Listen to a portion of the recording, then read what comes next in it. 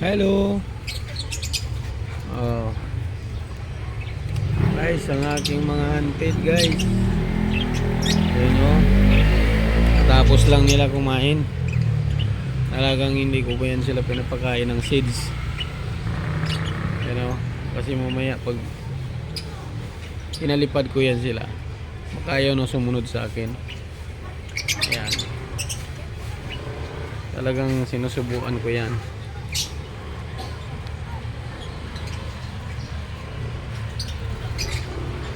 Puntahan natin si Renz guys. Kasi na gusto na mag-asawa to. Sayang naman. Magpalahi tayo sa kay Renz.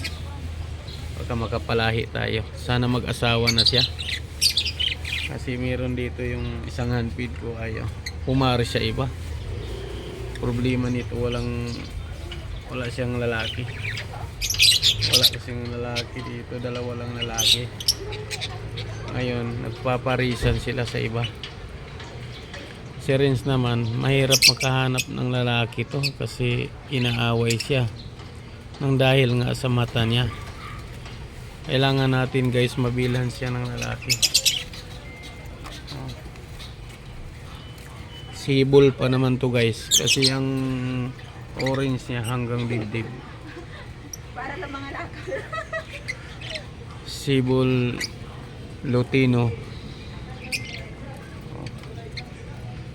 Kasi ang Lutino naman pinagkaiba guys. Hanggang liig lang, sa kanya hanggang dibdib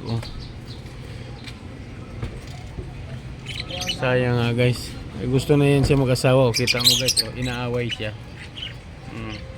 Ayaw sa kanya. Minsan naawa ako, kinukuha ko.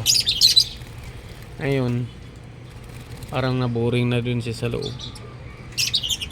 Sinama ko muna dito.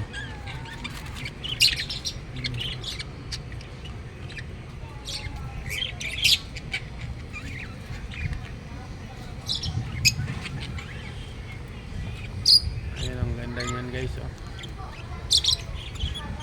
Anak sa aking split opa. Ewing.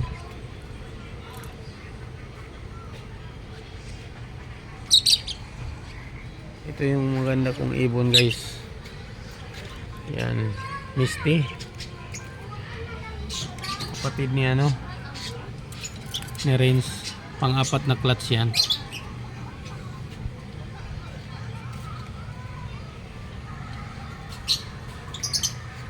Tatlo yan sila guys, magkapatid. Ito naman dalawa. Ito magulang niya Ewing. Yung dalawang Parblo. Anak dito guys sa aking green Parblo. Mo isa.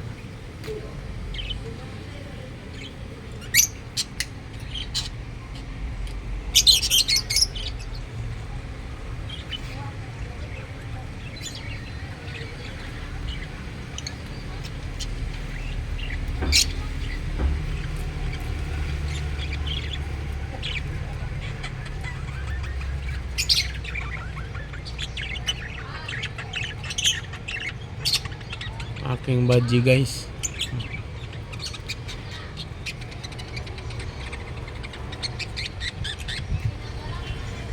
Hello Renz. Kumusta yung buhay mo dyan? Dyan ka lang. Malay mo, makahanap ka na ng boyfriend. Kasi magpalahi tayo sa'yo Renz. Bigyan mo ako ng lahi Renz ha. Hello Renz. Hello. Gusto mo lumabas? Bukas na. Kasi busy pa ako ngayon Renz.